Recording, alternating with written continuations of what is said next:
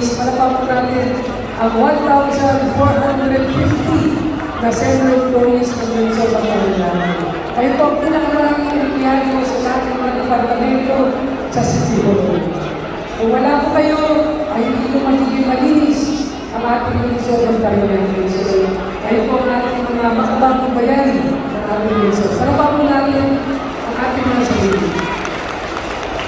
Bago po magpatuloy, gusto ko magpatuloy sa ating mga panalingan, ang ating magaling, ang ating Vice Mayor, at bumili din ng konsyahal.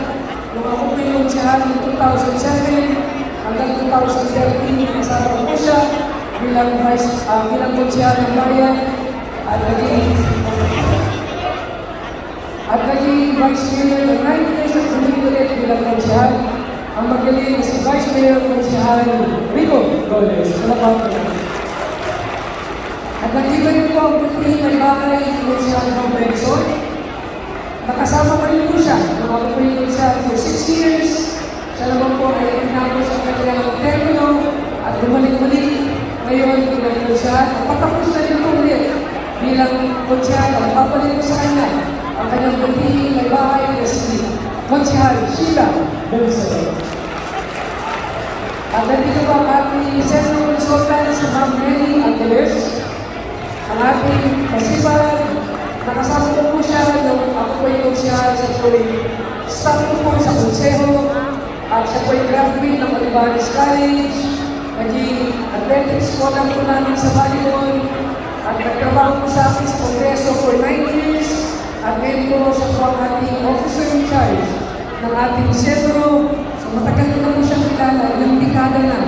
Wala din nag-college po siya sa Olivares College, nagtrabaho sa konseho, nagtrabaho na sa Olivares College, nag-konsyal ako, congressman, kasama ko na po siya. So ilang dekada na po kasama siya, ating masipag na si OIC ng Sentro, Mark Besson. At siyempre ang ating assistant OIC na si Engineer Perez, palapakan natin.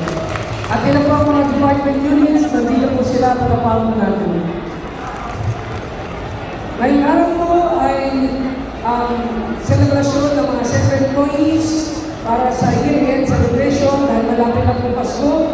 At bawat isa po ng 1,450 ay mabibigyan po ng tig-isang food pack. So wala pong uwi, walang dala. So palapakan naman po natin. At meron pong parapol ang ating sentro, kasama po ang ating Congressman Edwin Alvarez, Congressman Gals, Vice Mayor Joan Villafuerte, nandito ba ang kanyang representante, mga konsyahal, yung pag-tulong po para po sa mga raffle prizes na ibibigay po sa mga nanalo. Yan po ang major prize. Medyo maganda po. Para paano naman po natin? Gutom na po ba kayo? Meron po hinanda ang ating city para sa lunch, di po ba?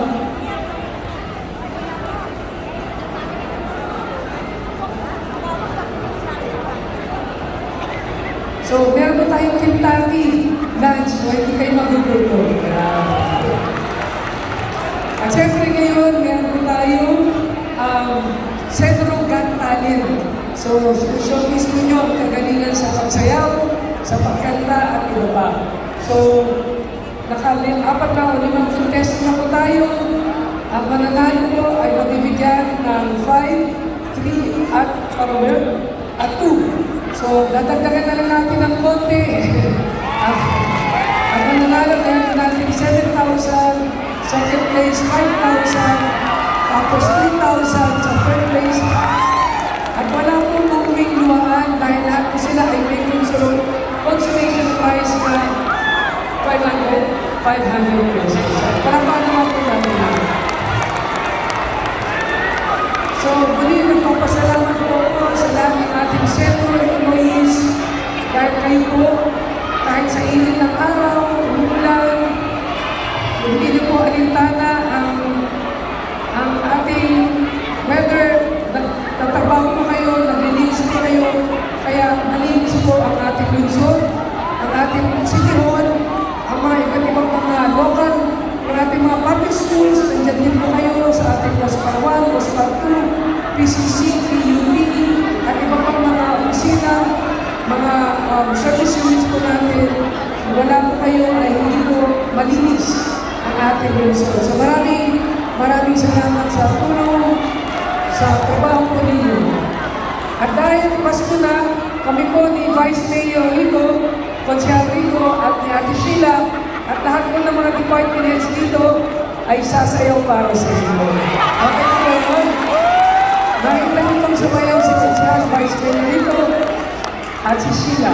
So sa inyo po lahat, maligayang Pasko po at magiging bago po. Ayan, maraming salamat po sa ating